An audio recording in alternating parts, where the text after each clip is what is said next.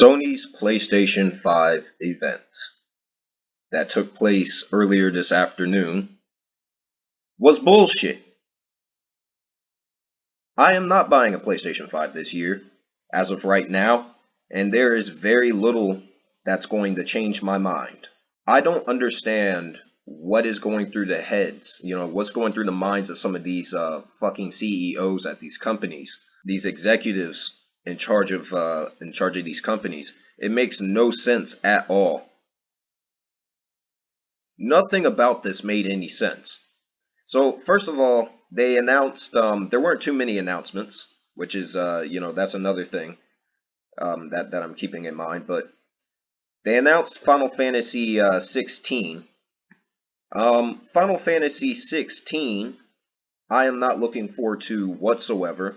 The Final Fantasy franchise, in general, as a whole, has been bullshit for well over the past 20 years. So, why would I be excited about this one? And then the last one that they made, the last mainline entry, which is Final Fantasy 15, that game was released unfinished. There were a bunch of trailers for that game that contained footage and levels and different gameplay mechanics that never made it into the final version. And even after the game was patched to death, they still didn't really capitalize on what that game was supposed to be when it was first announced. And so I don't give a shit about Final Fantasy 16. And then on top of that, for anyone who does care about it, it's available on PC. It's available on PC. Why would you go and spend $500 on a fucking console when the game's already on PC, which is going to be the definitive version of the game? If you got money for a console, then you got money for a PC. I don't even want to hear that. You can miss me with that bullshit. Then there's Spider-Man Miles Morales.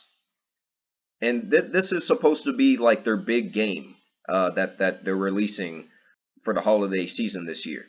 Granted, I watched the gameplay trailer, and the game looks fantastic. Spider-Man Miles Morales looks amazing. And I'm looking forward to playing it. Here's the thing. Spider-Man Miles Morales is not a full-blown sequel. It is the equivalent to Infamous First Light in Uncharted The Lost Legacy. It's practically a big expansion of Spider-Man 2018. And then not only that, it's going to be available on PlayStation 4. You don't need to buy a PlayStation 5 to play this game. You'll be essentially buying a slightly less advanced version graphically, but it's going to be the same game, and it's still going to look great on PlayStation 4. Why would I buy a $400, $500 console? Because, fuck their digital edition, and I'm going to go into that too. Why would I buy a $500 console to play what's essentially an expansion to a game that came out 2 years ago? It makes no sense whatsoever. And then you have the Harry Potter RPG game. This is really the only thing that they announced during their presentation that I found interesting, that seems to be a true PlayStation 5, exclusive. But I'm not sure if it's just for PlayStation 5 or if the game is also coming out on other platforms. I don't think they stated that the game is, this particular game is a console exclusive to Sony, to PlayStation 5, but either way, okay, I'll give you the Harry Potter RPG.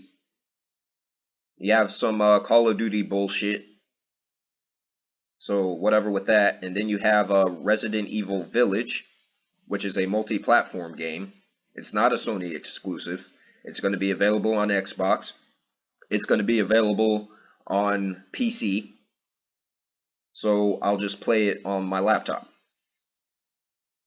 I don't need a PlayStation 5 to play this. Deathloop doesn't interest me at all. Yeah, whatever with that. Devil May Cry 5 Special Edition. See, this is what I'm talking about when it comes to announcements.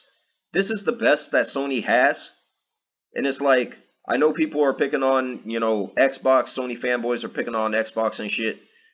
And I agree 110%. You know, the Xbox Series X and the Xbox Series S.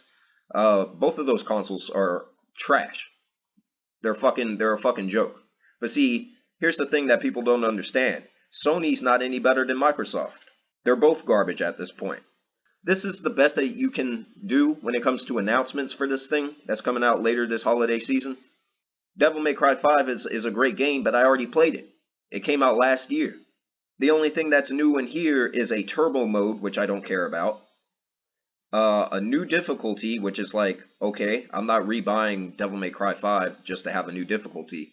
And then the thing is, like, their major caveat with this trailer is Vergil. Vergil's playable.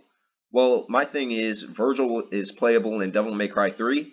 He's playable in the special edition of Devil May Cry 4. I'm not going to rebuy Devil May Cry 5 just to play as Vergil. That makes no sense. I'm not going to do that. And then I'm just looking at some of these other announcements. None of this makes any sense. The Demon Souls game, the Demon Souls remake, that's also going to be available on PC. And it's a remake to a game that came out over a decade ago. I'm already not a big Souls fan. I think those games are highly overrated. Some of them are good. I like Dark Souls 3. I like Bloodborne. Sekiro to a lesser extent. But I'm not going to buy a PlayStation 5 for a remake to Demon Souls. I'm not going to do that. And then there's the price.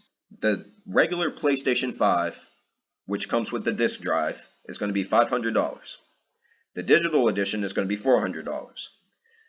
Anyone who buys the digital edition is a fucking jackass.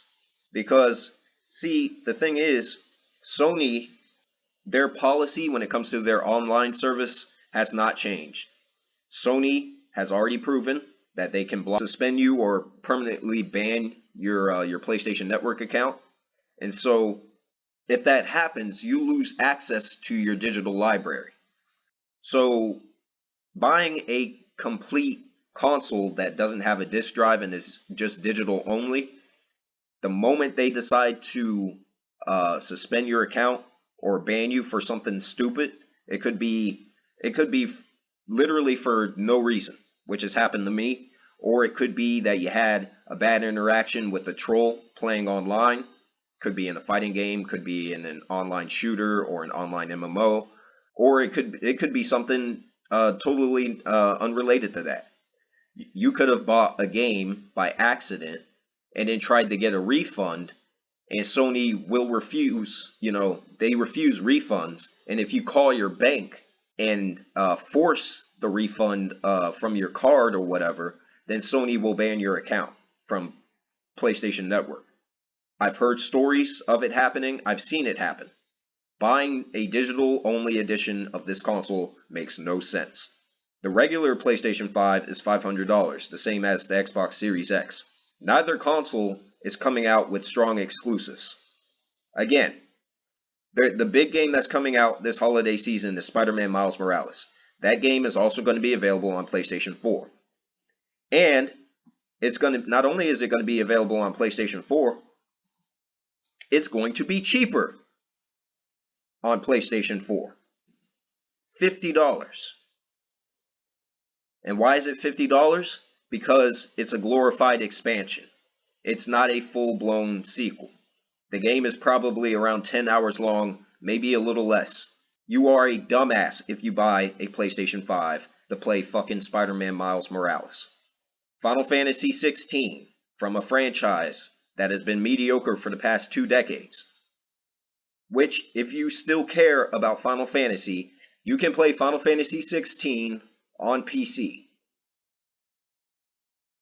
There is no reason to buy this console. And then on top of that, as someone on GameFAQs has listed, all of the exclusive games on PlayStation are going to be more expensive next console generation, retailing for $70. And it's going to be more expensive in other territories, looking at the price comparisons. All of this is bullshit. And it's like, this is my reaction. This is my reaction. This is my reaction too. All of this. It's like, no, none of this makes any sense whatsoever. Why the fuck would you buy a video game console in 2020 when you can easily afford a gaming PC?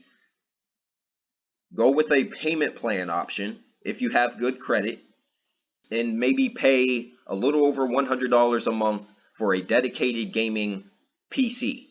And it doesn't have to be a desktop. Buying gaming desktops doesn't make any sense to me. But you have laptops that you can pay for. Here's one right here in a link.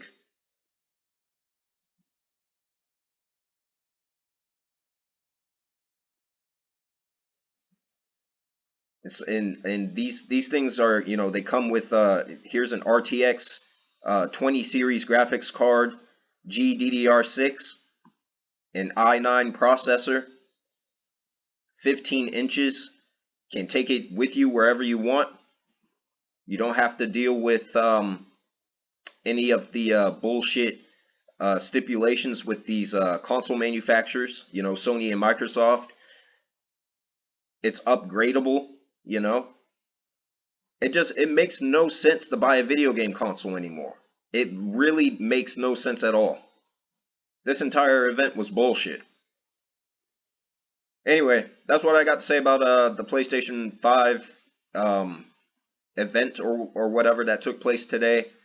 Nothing about it makes me excited for the PlayStation 5, and only further reinvigorates my stance that there's no reason to buy this thing at all when it comes out later this year.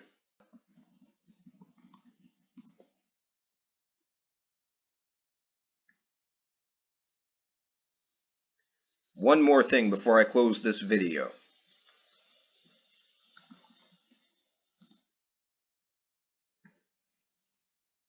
Sony just announced that Horizon 2, the sequel to Horizon Zero Dawn, Horizon Forbidden West, is also coming to PlayStation 4. Sony has confirmed that Horizon Forbidden West will be coming to PlayStation 4 along with its PS5 release in 2021. There is no fucking reason to buy a PlayStation 5. If you buy a PlayStation 5, something's wrong with you. Something is seriously wrong with you. Save your money, people. Buy a gaming laptop.